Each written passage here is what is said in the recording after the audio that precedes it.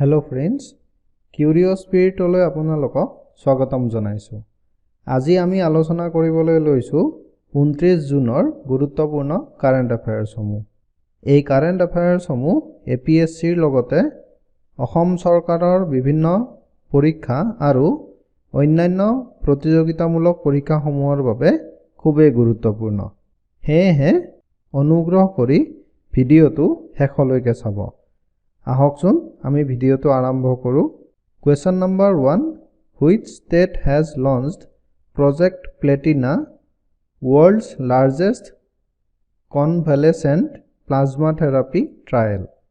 কোনখন ৰাজ্যই Project Platina আৰম্ভ কৰিছে, যিখন বিশ্বৰ সৰ্ববৃহৎ সুস্বাস্থ্যৰ গৰাকীৰ প্লাজমা থেৰাপি ট্ৰায়েল বা পৰীক্ষণ? ইয়াৰে শুদ্ধ উত্তৰ হৈছে option B, Maharashtra. Maharashtra Chief Minister Uddhav Thackeray on June 29, 2020 launched Project Platina. It is world's largest convalescent plasma therapy trial to treat severe COVID-19 patients. It is world's largest convalescent plasma therapy trial to treat severe COVID-19 patients. The entire plasma therapy treatment will be free of cost for all patients of Maharashtra. 2020 চনৰ 29 June তাৰিখে মহাৰাষ্ট্ৰৰ মুখ্যমন্ত্ৰী Uddhav Thackeray project প্লেটিনাৰ শুভাৰম্ভণি কৰে। এইটো জটিলভাৱে আক্ৰান্ত COVID-19 ৰোগীসকলৰ পৰীক্ষণমূলক চিকিৎসা কৰিবলৈ বিশ্বৰ সৰ্ববৃহৎ সুস্বাস্থ্যকৰ প্লাজমা থেৰাপি। মহাৰাষ্ট্ৰৰ সকলো ৰোগীৰ বাবে এই সমগ্ৰ প্লাজমা থেৰাপি চিকিৎসাটো সম্পূৰ্ণৰূপে বিনামূলীয়া হ'ব। উল্লেখ কৰিব পাৰি যে ভাৰতবৰ্ষত কৰোনা ভাইৰাছত আক্ৰান্ত ৰোগীৰ সংখ্যা মহাৰাষ্ট্ৰত সৰ্বাধিক। Question number 2, who among the following has been given the additional charge of Governor of Madhya Pradesh? তলত উল্লেখ কৰা কোনগৰাকী ব্যক্তিক মধ্যপ্ৰদেশৰ ৰাজ্যপালৰ অতিৰিক্ত দায়িত্ব প্ৰদান কৰা হৈছে? ইয়াৰ শুদ্ধ উত্তৰ হৈছে option A, Anandiben Patel. President Ramnath Kovind has given Uttar Pradesh Governor Anandiben Patel additional charge of Madhya Pradesh. She is taking over the post temporarily in the absence of MP Governor Lalji Tandon. The 85-year-old Lalji Tandon was admitted to Medanta Hospital on June 11 with breathing problems and fever. ভাৰতবৰ্ষৰ ৰাষ্ট্ৰপতি ৰামনাথ কোবিন্দে উত্তৰ প্ৰদেশৰ ৰাজ্যপাল আনন্দীবেন পেটেলক মধ্যপ্ৰদেশৰ ৰাজ্যপালৰ অতিৰিক্ত দায়িত্ব প্ৰদান কৰিছে। মধ্যপ্ৰদেশৰ ৰাজ্যপাল লালজি টেণ্ডনৰ অনুপস্থিতিত আনন্দীবেন পেটেলে অস্থায়ী ৰূপে এই কাৰ্যভাৰ গ্ৰহণ কৰিছে। শ্বাস-প্ৰশ্বাসৰ অসুবিধা আৰু জ্বৰ হোৱাৰ বাবে 85 বছৰীয়া লালজি টেণ্ডনক যোৱা 11 জুনত মেদান্ত হস্পিটেলত ভৰ্তি কৰোৱা হৈছিল। Question number 3, Maharashtra has extended lockdown till when? মহাৰাষ্ট্ৰই লকডাউন কেতিয়ালৈকে বৃদ্ধি কৰিছে? ইয়াৰ শুদ্ধ উত্তৰ হৈছে অপশন বি, 31 জুলাই। Maharashtra government has extended the lockdown till July 31st, 2020 to contain further spread of COVID-19. The announcement was made on 29th June 2020 afternoon. Maharashtra চৰকাৰে কোভিড-19ৰ আৰু অধিক সংক্ৰমণ ৰোধ কৰিবলৈ লকডাউন বা তলাবন্ধ কাৰ্যসূচী 2020 চনৰ 31 জুলাইলৈ বৃদ্ধি কৰিছে। 2020 চনৰ 29 জুনৰ আবেলি এই ঘোষণা কৰা হৈছিল। Question number 4, which state has decided to form a special security force to ensure industrial security?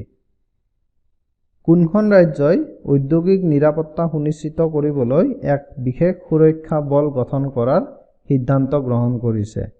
ইয়াৰ শুদ্ধ উত্তৰ হৈছে option C, Uttar Pradesh.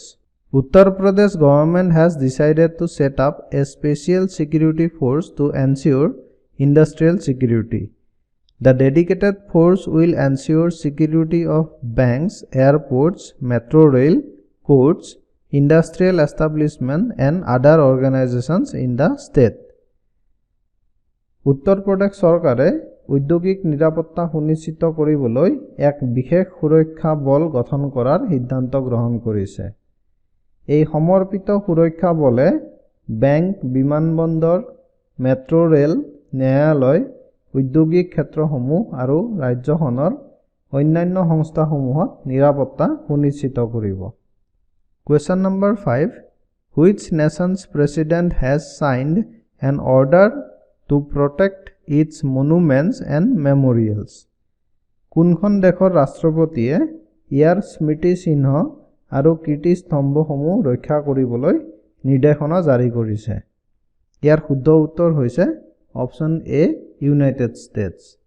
US President Donald Trump signed an executive order on June 26, 2020 aimed at protecting the nation's monuments and statues from vandalism. আমেৰিকাৰ ৰাষ্ট্ৰপতি Donald ট্ৰাম্পে এইখন দেশৰ স্মৃতি চিহ্ন আৰু কীৰ্তিস্তম্ভসমূহ বৰ্বৰতাৰ পৰা ৰক্ষা কৰিবলৈ 2020 চনৰ 26 জুন তাৰিখে এক কাৰ্যকৰী নিৰ্দেশ জাৰিকৰণত হস্তাক্ষৰ কৰিছিল। উল্লেখযোগ্য যে কিছুদিন আগতে বিক্ষোভকাৰীসকলে আমেৰিকাৰ ভাৰতীয় দূতাবাসৰ ওচৰত থকা মহাত্মা গান্ধীৰ প্ৰতিমূৰ্তিটো ভাঙি চুৰমাৰ কৰিছিল। আমি বিভিন্ন সংবাদ মাধ্যমত এই বিষয়ে পঢ়িবলৈ পাইছিলোঁ। Question number 6.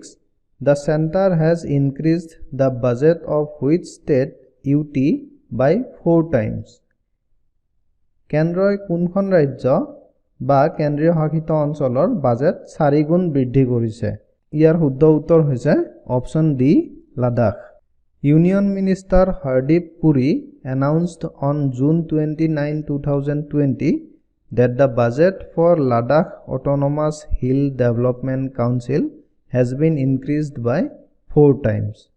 2020 চনৰ 29 জুন তাৰিখে কেন্দ্ৰীয় মন্ত্ৰী হৰদীপ পুৰীয়ে ঘোষণা কৰে যে লাডাখ পাৰ্বত্য স্বায়ত্তশাসিত উন্নয়ন পৰিষদৰ বাজেট 4 গুণ বৃদ্ধি কৰা হৈছে। Question number 7. Which nation's stock exchange building came under an armed attack on June 29, 2020? 29 June 2020 তাৰিখে কোনখন দেশৰ ষ্টক এক্সচেঞ্জ ভৱন অস্ত্ৰধাৰীৰ দ্বাৰা আক্ৰমণ কৰা হৈছিল? ইয়াৰ শুদ্ধ উত্তৰ হৈছে option D, Pakistan. A group of armed men attacked the Pakistan Stock Exchange building in Karachi early morning on June 29, 2020. 3 people have been killed, including 2 security guards and a policeman, and all 4 gunmen were also killed. 2020 চনৰ 29 জুনৰ ৰাতিপুৱা এক সশস্ত্ৰ দলে কাৰাচীত অৱস্থিত Pakistan stock exchange ভৱনটো আক্ৰমণ কৰে। এজন আৰক্ষী আৰু 2জন নিৰাপত্তাৰক্ষীকে ধৰি মুঠ 3জন লোক এই আক্ৰমণত নিহত হয় আৰু গোটেই 4জন বন্দুকধাৰীকো হত্যা কৰা হৈছে। Question number 8. Which of the following becomes first country to control locusts through drones? তলত উল্লেখিত কোনখন ৰাষ্ট্ৰই ড্ৰোনৰ সহায়েৰে লোকাষ্ট অৰ্থাৎ কাকতি ফৰিং নিয়ন্ত্ৰণ কৰা প্ৰথমখন ৰাষ্ট্ৰৰূপে পৰিগণিত হৈছে? ইয়াৰ শুদ্ধ উত্তৰ হৈছে option A, India. India is the first country to control locusts through drones. Under the Make in India initiative, the Department of Agriculture, Cooperation and Farmers Welfare, Agriculture Ministry has indigenously developed a vehicle-mounted ultra-low volume sprayer for locust control. Bharat হৈছে ড্ৰোনৰ সহায়ত locust অৰ্থাৎ কাকতি ফৰিং নিয়ন্ত্ৰণ কৰা প্ৰথমখন দেশ। Make in India আঁচনিৰ অধীনত কৃষি মন্ত্ৰালয়ৰ কৃষি সহযোগ আৰু কৃষক কল্যাণ বিভাগে কাকতি ফৰিং নিয়ন্ত্ৰণ কৰাৰ বাবে এক ভেহিকল মাউণ্টেড আল্ট্ৰা ল' ভলিউমৰ স্প্ৰেয়াৰ স্থানীয়ভাৱে বিকশিত কৰিছে। আমি বিভিন্ন সংবাদ মাধ্যমত পঢ়িবলৈ পাইছোঁ যে ভাৰতৰ বহুকেইখন ৰাজ্যত কাকতি ফৰিঙে বহুতো অনিষ্ট সাধন কৰিছে আৰু এই কাকতি ফৰিংসমূহক নিয়ন্ত্ৰণ কৰিবলৈ ভাৰত চৰকাৰে ড্ৰোনৰ সহায় লৈছে। Question number 9. Which Indian Defence Wing introduced Advanced Torpedo Decoy System MARIS? ভাৰতীয় প্ৰতিৰক্ষা বিভাগৰ কোনটো শাখাই মাৰিছ নামৰ এক উন্নত টৰ্পিডো ডেকয় প্ৰণালী উদ্ভাৱন কৰিছে? ইয়াৰে শুদ্ধ উত্তৰ হৈছে option B, Indian Navy. The Indian Navy has inducted the Advanced Torpedo Decoy System MARIS to further enhance the anti-submarine warfare capability of the Indian Navy. MARIS is capable of being fired from all frontline warships. ভাৰতীয় নৌসেনাই উন্নত torpedo ডেকয় প্ৰণালী যাৰ নাম মাৰিছ ইয়াক বিকশিত কৰিছে। এইটোৱে ভাৰতীয় নৌসেনাৰ সাবমেৰিন যুদ্ধৰ সক্ষমতা আৰু অধিক বৃদ্ধি কৰিব। মাৰিছ সকলো সীমাৱৰ্তী যুদ্ধ জাহাজৰ পৰা উৎক্ষেপণ কৰা বা ধ্বংস কৰিবলৈ সক্ষম। Question number 10. On which date the National Statistics Day observed? কোন তাৰিখে ৰাষ্ট্ৰীয় পৰিসংখ্যা দিৱস পালন কৰা হয়? ইয়াৰ শুদ্ধ উত্তৰটো হৈছে অপশ্যন চি, 29th June.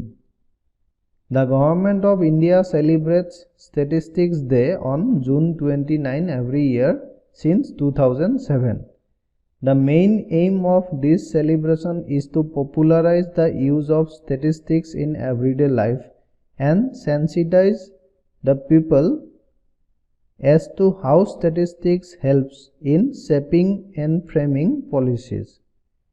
2007 চনৰ পৰাই প্ৰত্যেক বছৰে 29 জুন তাৰিখটো ভাৰত চৰকাৰে ৰাষ্ট্ৰীয় পৰিসংখ্যা দিৱস হিচাপে উদযাপন কৰে। এই উদযাপনটোৰ মুখ্য উদ্দেশ্য হৈছে দৈনন্দিন জীৱনত পৰিসংখ্যাৰ ব্যৱহাৰ জনপ্ৰিয় কৰা আৰু আঁচনিসমূহ আকাৰ দিয়া আৰু গঠন কৰাত পৰিসংখ্যাই কেনেদৰে সহায় কৰে ইয়াৰ বাবে জনসাধাৰণক সজাগ কৰাটো।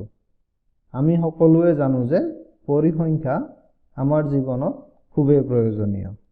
ফ্ৰেণ্ডছ, এইখিনিয়ে আছিল 29 জুন তাৰিখৰ গুৰুত্বপূৰ্ণ কাৰেণ্ট এফেয়াৰ্ছসমূহ। ভিডিঅ'টো চাই আপোনালোকে কেনে পালে অনুগ্ৰহ কৰি কমেণ্ট কৰি জনাব। কিউৰিঅ' স্পিৰিট চেনেলটো ছাবস্ক্ৰাইব কৰিবলৈ আৰু বেল আইকনটো টিপিবলৈ নাপাহৰিব। ধন্যবাদ।